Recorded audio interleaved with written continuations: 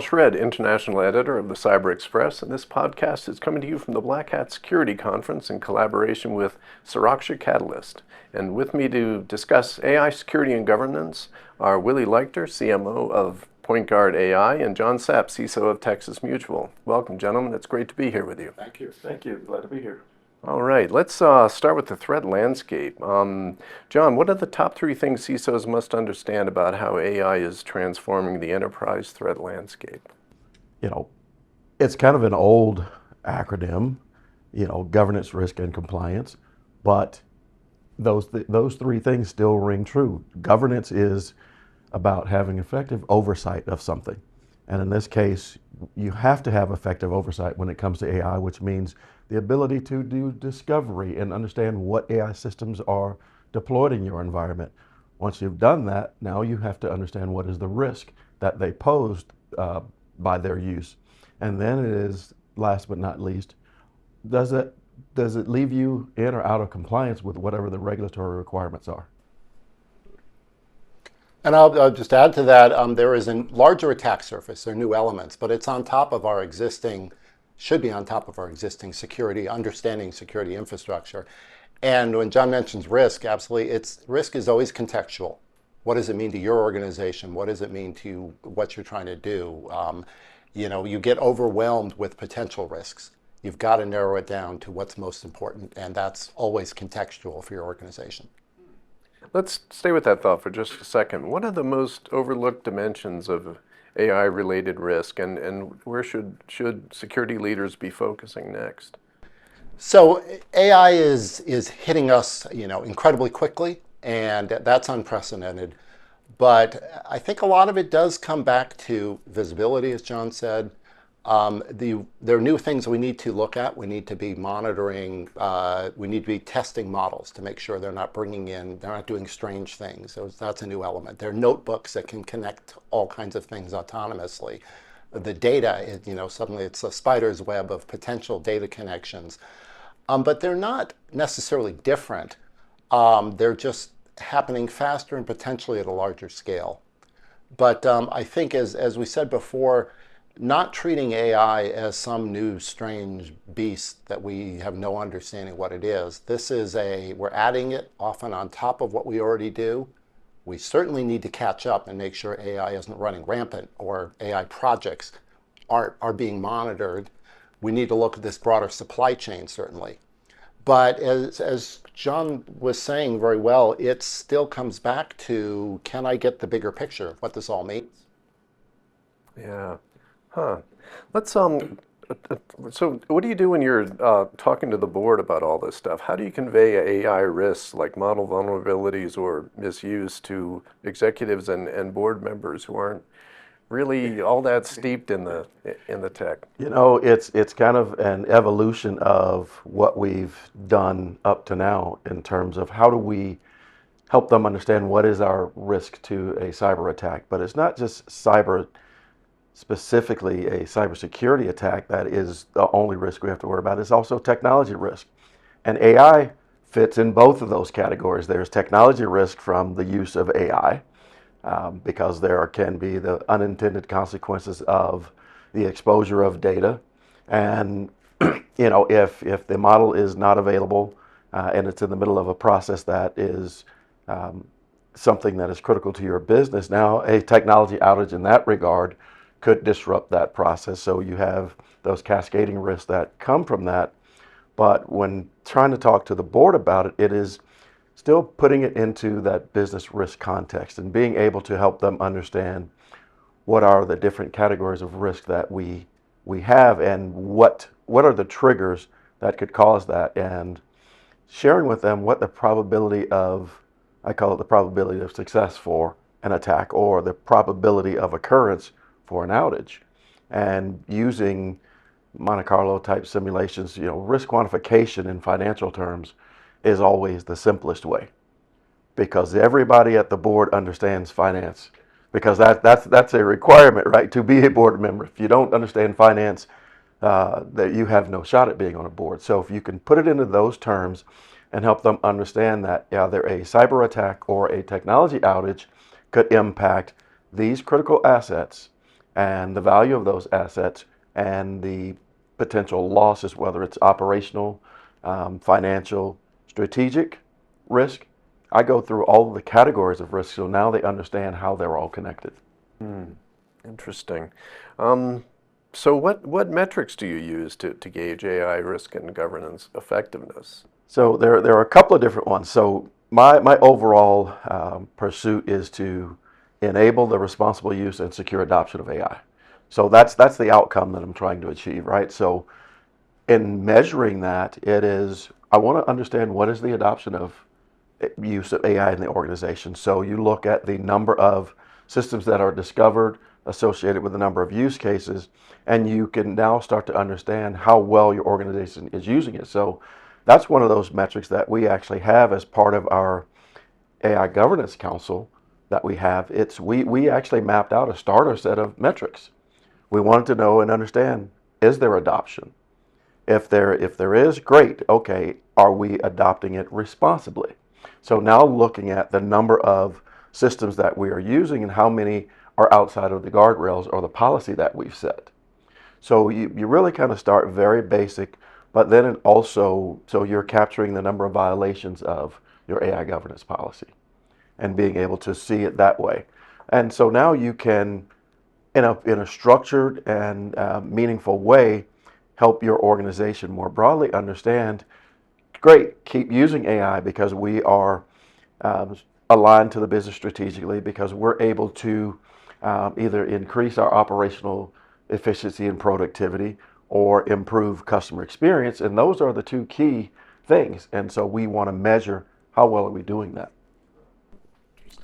Yeah, and you touched on all of those elements, which I think we are supporting, which is accurately discovering where it's being used, getting a handle on this new supply chain, because we've learned, the tough way about supply chain issues, how they can come from out of nowhere. So now we have a much larger supply chain.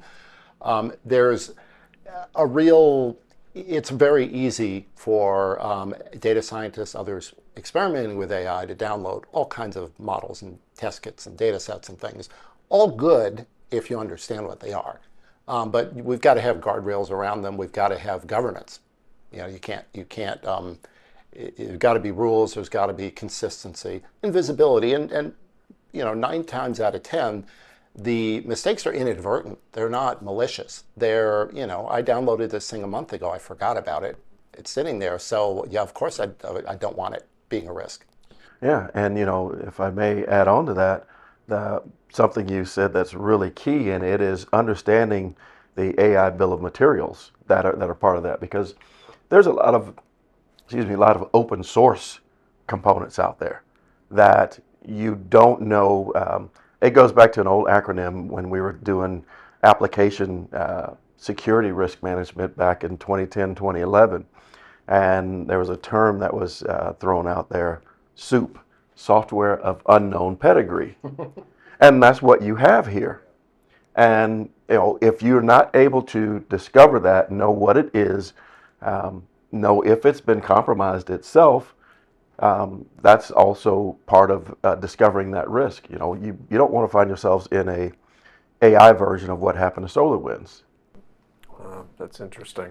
And discovery also leads to an ongoing process of monitoring, red teaming, testing it continuously, bringing it into the fold, so you've got the guardrails around it, and you're continuously watching what's happening, because these things are dynamic by their nature. So they're not static threats. Yeah. Huh. Willy, do you see KPIs changing to include AI governance? Has that started happening yet? I would say, playing off of John's answers, I would say yes and no. I would say the underlying KPIs probably shouldn't change, but there's new elements you need to be measuring. There's new components you need to be looking at. So we've expanded the attack surface. Lots of people talk about that, but it's so often comes back to fundamentals. Did you password protect this MLOps environment? Do the right people have access to it? Do we have consistent visibility? So, I'd say specifics, yes, those always change. But broadly, what you're looking for, I would say less so. Yeah, I think it's I think you're spot on there, Willie. And I think when you think about the attack surface itself, part of that is ensuring that there's integration with your your MDR, XDR environment, your SIM, being able to, and Willie knows my saying, you got to be able to aggregate, correlate, deduplicate, normalize, contextualize, and prioritize all of those things that you discover, so you understand what you should be focused on remediating first as you discover it. So, And I'll just say, this is my soapbox I like to get on, and learning this from John is we've spent years trying to break down silos in security. So if we create a new silo with AI, we're going in the wrong direction. And there's always a tendency, you go to these trade shows, we're guilty of this as well. AI is the new thing. We need to detect. Right. But you've got to do something with that information and contextualize it, and all the other, exactly what John said. If you don't understand it, if you're creating more noise, more red lights going off, then it's adding to the problem. You kind of touch on it. Are AI risks being integrated into broader enterprise risk programs, or are they staying siloed? They are being integrated into, as a matter of fact, as I think about it, the way we've done it at Texas Mutual is, it is now a new thread under enterprise risk management. So when I report cyber risk and technology risk, I report AI risk now as a separate category, but that's how we provide visibility across the entirety of the organization at the executive level. And so then that enables us to better report at the board level, because now we've got everybody in the loop, on the same page, and understanding what our risk is and what we're doing about it. And I'd echo, we've learned this working with John and with some of our other clients, that if you treat it as the next layer on the stack, the next layer of frosting on your cake, whatever analogy you want to use, that then you're taking the right approach. Of course, there are new things you need to worry about, but it needs to be integrated into the process and understood as part of your stack, because you can have weaknesses anywhere in the stack. And you may not even know that AI was in that chain, in that attack chain. So you've got to look at it holistically. Yeah. Huh. So what would you say to security leaders and CISOs who are trying to make AI part of mainstream governance? I'd say yes. Okay then. Don can speak to it more eloquently, but I think, like we said, take a beat. It is potentially overwhelming, but we need to not necessarily slow down, but take a breath, think through the basics, apply what we know to this new area, because it's going to be the same results, same problems. Yeah, I think it is, have a strategic approach to it. Don't do it ad hoc, but if you strategically map out and understand what the business's approach is to AI, what is the business's AI strategy, you can align with that, because we've had to do that for, this is 20 years now, because I call the CISO generation, we're now going into generation 4, because we're 30 years into this, going into 31. So, but we've had to evolve. We went from being very technical to being, okay, now you have to be business aligned and have business acumen. Then in 2015 it became, okay, now we became risk managers and being more effective at managing risk, and now we just have a different category of risk, but it's just a strategic evolution of your current and existing information security program. And that's why I like to define it as, when I build a program, I want to establish a modern information security program. And modern is designed to keep up with the times. So that's why we use the term modern, because we can't wait and modernize once the new thing is already come and gone. You're playing catch up. So it's you can't get ahead of it, but you can do your best to keep pace with it. Yeah. So what's one piece of advice you would give to CISOs who are just starting to take a look at their organization's AI exposure? I get at risk of repeating myself. I would say, certainly, use discovery, find out what you're doing, use new tools to do that, because there are new things entering this, there are new components. But make sure you understand, and you're part of the solution to understanding what the AI is trying to accomplish, being part of that team, I guess. Certainly, we saw maybe a year ago when this was all emerging that kind of not a rift, but gaps between the CISOs and the data scientists and the business owners who were, kind of not at the same pace. I think that's coming together, absolutely needs to. So it requires collaboration probably with more people in the organization now, because there's new elements, new people, new ideas coming in. But beyond that, I think we know fundamentally what to do. We have to apply it to this new environment. Yeah, I would say, as I think about it, it's define an outcome that you're trying to achieve first, because if you define that outcome, now you can identify what is the value you're going to deliver to the organization, because we all are responsible for value delivery to the organization. And if you don't have a defined outcome, your value is going to be wishy-washy. So that's why I started with enable the responsible use and secure adoption of AI. That's the outcome. And by virtue of that, I will deliver the value of the business being able to achieve their goals and objectives of utilizing AI to improve operational efficiency and customer experience by doing so in a secure way.